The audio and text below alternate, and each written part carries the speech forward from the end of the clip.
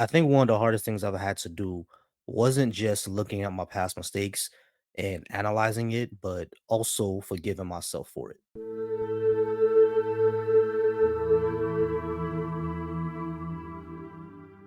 What's good, y'all? My name is Volsi. I do content on self-reflection and social analysis.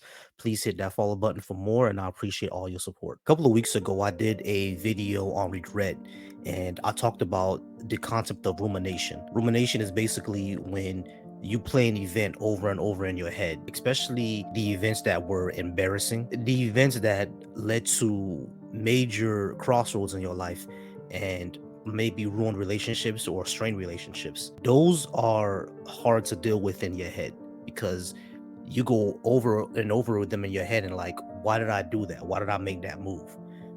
How come I didn't do something different? Or I should have known better. Now, sometimes rumination can be good because, as I explained in that last video, regretting things is good. Regretting things means that you've learned your lesson and you know how to better navigate when you come up with that situation again. So it's not always bad to remember something or remember an embarrassing time because that's how you can learn from it and that's how you can grow from it. When it becomes a problem is when it's the only thing you can think about and how it affects your daily life. As I said before, rumination can lead to things like anxiety and depression because it's all somebody can think about. And honestly, during my time of being in depressive episodes, that what was happening to me as well. It wasn't depression because of sad things that were happening in my life then.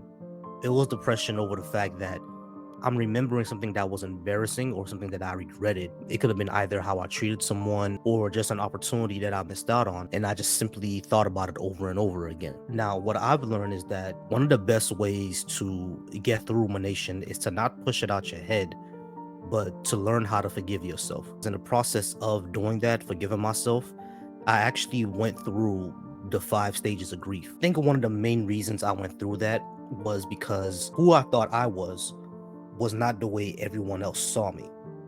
And that realization shattered my self-image. So the reason why I think I went through that 5 stages of grief was because the image that I had died. Basically, I was grieving my own ego. Now, the 5 stages of grief are denial, anger, bargaining, depression, and acceptance. Now, we've all been through a time when we told someone that they wronged us and they denied it. That was their first response. We've always seen that they denied it, but what we see less often is the other 4 stages. We don't see the bargaining usually. We don't see the depression or the anger or the acceptance. When I realized that the person that I thought I was not the person that everyone saw me as, I got upset. I was angry at them first, and then I got angry at myself. But the reason I got angry at myself was wrapped up in ego, essentially.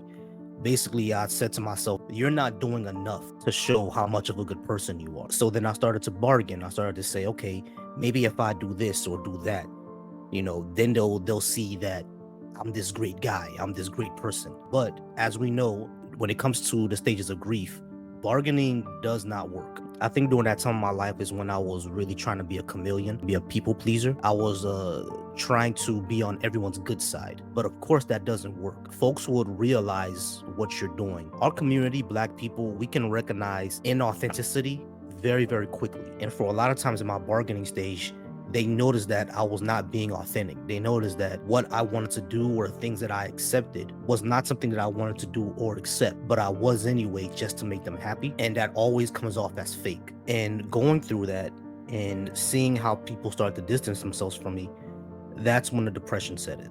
I was really sad because I realized how much I not just failed them, but I failed myself. I wasn't doing these things because I wanted to be a good person. I was doing these things because I simply wanted people to like me. Now, there's nothing wrong with wanting to be liked, but my motivation for being liked was simply for being liked in of itself.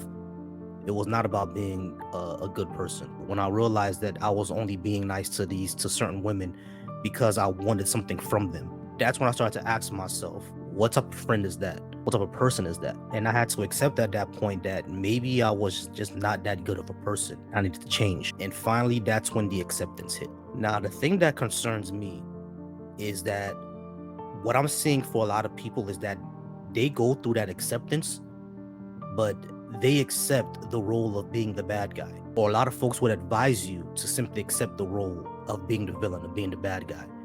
But you don't have to do that. Being the person that spreads negativity is not something you have to do just because you were that person before. People can grow and people can change. The primary thing you have to do was to accept that you did play a role in negativity and accept that you played that role and move forward from there. This doesn't mean that you're going to be Superman for everybody, but it also means that you don't have to be Lex Luthor. There's nothing wrong with wanting to be liked, but you should always strive to spread as much goodness as possible, not because you want people to like you, but because it's simply the right thing to do. These are all things that I took in and I had to learn before I started to learn how to forgive myself and not ruminate on those issues anymore. So if you're going through a time when you're reflecting and you're having kind of a existential crisis of who you are and who you want to be, you're going to go through those 5 stages of grief because your ego is shattered. But at the end of it, you will grow to be a better person if you learn how to forgive yourself. If you learn how to say that the person you were does not have to be the person you need to be going forward. You might have been complicit in toxicity before, but you can still forgive yourself and keep it moving. That's just my thoughts on that. I want to know what y'all think. Thank you for following and supporting. Dark is beautiful, y'all. Peace.